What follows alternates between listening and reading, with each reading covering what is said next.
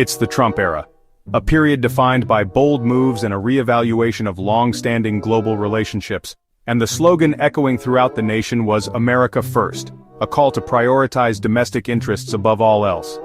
President Donald Trump, with a vision of reshaping the global economic landscape, saw decades of international trade agreements, and decided to shake things up in a dramatic fashion, with tariffs, a tool he believed could level the playing field. A tariff, in its simplest form, is a tax imposed on imports, meant to make foreign goods pricier and less attractive to consumers, with the ultimate goal of encouraging Americans to buy domestic products, boosting local industries and creating jobs. Trump's team, implementing this strategy, rolled out tariffs on a wide range of countries and goods, impacting global trade flows and relationships with everyone, but the real eyebrow-raiser, the move that sparked considerable debate and concern, was the imposition of tariffs on Canada. Yes, Canada, a nation often perceived as the polite, hockey-loving neighbor, a close ally and partner of the United States for decades. Trump slapped a 25% tariff on Canadian steel and aluminum, citing national security concerns, and threatened more tariffs, including on crucial energy resources, further escalating tensions between the two nations. The administration claimed this protectionist policy would protect American jobs, revitalize domestic industries, and ultimately force other countries, including Canada, to negotiate better trade deals that were more favorable to the U.S. Trump painted America as an economic fortress, capable of standing alone and thriving, insisting we didn't need Canadian oil or electricity, downplaying the significance of cross-border energy trade. But the reality? What was the true picture of the relationship between these two countries? The US and Canada are deeply intertwined economic partners, not rivals locked in a zero-sum game. Picking a fight with Canada over trade was like arguing with your roommate who controls the thermostat, a move that could leave you feeling very cold. The administration seemed to assume the US held all the cards in this high-stakes game of trade negotiations, confident that Canada would quickly fold under the pressure of American tariffs. But Canada isn't just a minor player on the global stage. It's a co-star, a significant and vital partner in the American economy. The US underestimated just how deeply intertwined the economies and infrastructures of the two countries truly are. This wasn't just a simple miscalculation or a strategic oversight, it was a fundamental misunderstanding of a century-old relationship built on mutual benefit and shared prosperity. The gamble was huge, a high-stakes bet with potentially far-reaching consequences, and the risks were very real, threatening to disrupt established trade patterns and damage a crucial alliance.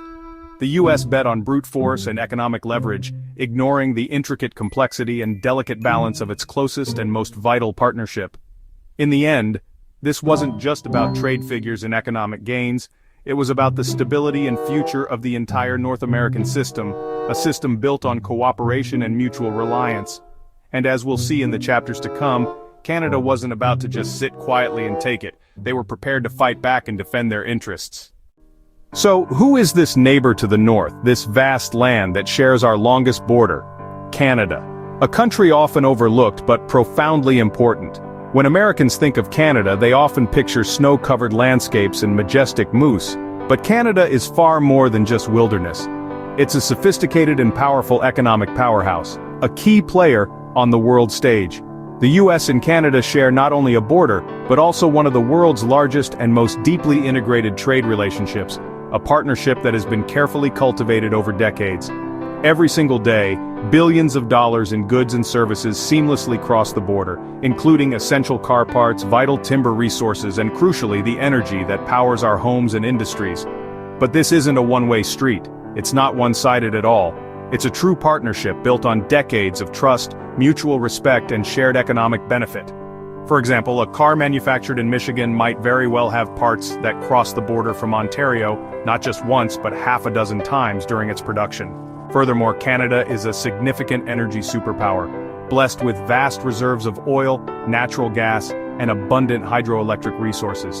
And the US is, by far, Canada's biggest and most important energy customer. A complex network of pipelines and power lines physically connect our economies, acting like the arteries of a single integrated system. Trade agreements like NAFTA and its successors have only served to make this flow of goods and services even smoother and more efficient. So when Trump imposed tariffs, it threatened the very foundation upon which this intricate system was built. This wasn't just a minor tweak or adjustment. It was akin to taking a sledgehammer to a delicate and finely tuned Swiss watch. Canada isn't simply a distant competitor in the global marketplace, it's more accurately described as an extension of American economic infrastructure itself. Therefore, disrupting that vital relationship risked far more significant and widespread consequences than anyone initially realized. Why does the US depend so much on Canadian energy? It's a question of resources, demand, and strategic partnership. The answer lies in understanding the intricate web of energy exchange between these two North American neighbors. 3 key reasons: quantity, quality, and proximity. These factors combine to create a symbiotic relationship that benefits both nations. Canada sends nearly 4 million barrels of oil to the US every day, a staggering amount that underscores the scale of this energy trade. More than all OPEC countries combined. This makes Canada the single largest foreign supplier of oil to the United States. US refineries are specifically built and optimized for Canadian heavy crude. They've invested heavily in infrastructure to process this specific type of oil. Then there's electricity. On hot days, power flows south from Quebec's hydro dams, providing a crucial surge of energy when demand peaks, to keep the lights on in New York and New England. This reliable supply is essential for maintaining a stable power grid. This isn't a luxury, it's essential for grid stability, preventing blackouts and ensuring a consistent power supply. Canadian imports fill gaps when US plants go offline, whether due to maintenance, unexpected outages, or seasonal fluctuations in demand. It's cheaper and more reliable to get oil from Alberta, given the existing infrastructure and established trade relationships, and hydropower from Quebec than from distant sources, which would incur higher transportation costs and potential logistical challenges. As Cenovus CEO John McKenzie put it, US refineries need Canadian oil to run efficiently, maximizing their output and minimizing operational costs. You can't just switch the type of oil a refinery uses overnight. It requires significant and costly modifications to the refining process. When Trump claimed the US didn't need Canadian energy, it was a statement that flew in the face of established facts and economic realities. He ignored the facts, choosing instead to prioritize a political narrative over sound energy policy. The US and Canada built an energy partnership over decades, based on mutual benefit and shared infrastructure, envied for its efficiency and reliability. It's a model of how neighboring countries can cooperate to ensure a stable energy supply. Threatening that with tariffs risk the stability of the American energy supply, potentially leading to price increases and supply disruptions. It wasn't just risky. It was a direct threat to American wallets and power grids, potentially increasing energy costs for consumers and jeopardizing the reliability of the electrical system. The partnership is about physics and economics, not politics. It's grounded in the practical realities of energy production, transportation, and consumption.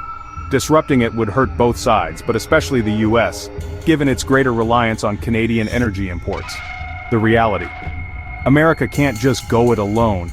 Energy independence, in its purest form, is an unrealistic and ultimately unattainable goal. The energy connection is vital, ensuring a stable and affordable supply for both countries.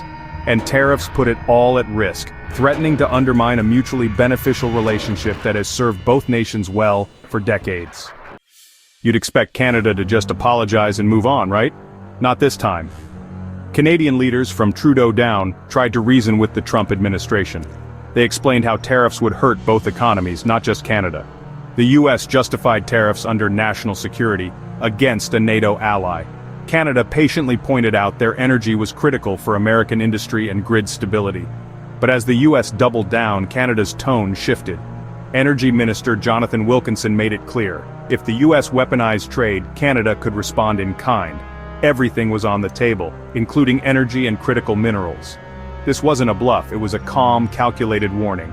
Canada drew a line and the snow cooperation couldn't be taken for granted. The message: you need our oil, electricity, and minerals. Treat us as an adversary and we'll rethink how we share them. When warnings failed, Canada took action, with precision.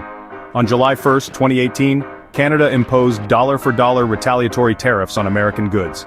Not just steel and aluminum. Think bourbon, orange juice, toilet paper, lawnmowers. These products hit key political districts, putting pressure on Trump's supporters. The goal: make American businesses and farmers feel the pain and push for change. The real threat? Canada floated restricting energy exports, sending shockwaves through the US energy sector. NERC, the grid watchdog, warned that cutting Canadian electricity could jeopardize power for millions. Canada's response was strategic, not emotional. They knew the US economy's pressure points better than Washington did. By targeting specific goods and hinting at energy restrictions, Canada turned the trade dispute into a two-sided conflict. The US bluff was called, and suddenly, America looked much weaker. Canada showed it preferred partnership but wouldn't back down. The quiet neighbor had real leverage. What did this mean for Americans? Higher prices. Tariffs are taxes on imports, and companies pass those costs to consumers. Steel and aluminum tariffs made cars, appliances, and even soup cans more expensive. Canadian retaliation hit American exports, bourbon, dairy, and more, hurting US businesses. Lost sales led to layoffs and economic slowdowns in affected communities. The proposed energy tariffs threatened higher electricity bills, especially in New England and New York. The trade war was supposed to help Americans, but it ended up costing them more. The real impact American wallets took the hit. Beyond price hikes, the trade conflict threatened the stability of the American power grid. The North American grid is a vast, interconnected system, reliant on seamless US-Canada electricity flows. Canadian hydropower acts as a shock absorber, balancing supply and demand. Tariffs on Canadian electricity, or threats to restrict exports, alarmed grid operators. NERC warned that disrupting this flow would remove a critical safety valve. In a crisis, like a heat wave or plant failure, Canadian power can mean the difference between inconvenience and blackout. Canada's energy leverage wasn't just economic, it was about infrastructure. The tariff strategy ignored the reality. Our security depends on partnership. There's no us versus them when it comes to keeping the lights on. The grid is shared and fragile. Disrupting it risked catastrophe for millions. The trade war wasn't a clean strike. It was chaos for US businesses. Tariffs created uncertainty. Companies couldn't plan for costs or contracts. A trailer manufacturer using Canadian steel faced higher costs and lost Canadian sales due to retaliation. Many businesses doing everything right were punished by their own government's policies. You can't just swap suppliers overnight. Quality, logistics, and relationships matter. The tariffs were meant to help American producers, but often just raised costs for their biggest customers. Investment and hiring slowed as companies waited out the chaos. The result, jobs at risk, growth stalled. The tariffs backfired, hurting the very people they were supposed to protect. Protectionism proved costly and counterproductive. What's the big takeaway? You can't win a trade war with your biggest partner, especially when they control your power supply. Trump's tariff strategy misread the US-Canada relationship, underestimating Canada's leverage. Canada's smart retaliation and energy warnings forced the US to confront its own dependencies. The tariffs hurt American consumers and businesses most, raising prices and creating chaos. Rolling them back was a quiet admission the gamble failed. Strength comes from reliable partnerships, not isolation. The US and Canada built a model economic relationship. Trying to blow it up was dangerous. Before picking a fight with your neighbor, check who controls the thermostat. Sometimes the quiet guy upstairs has all the power.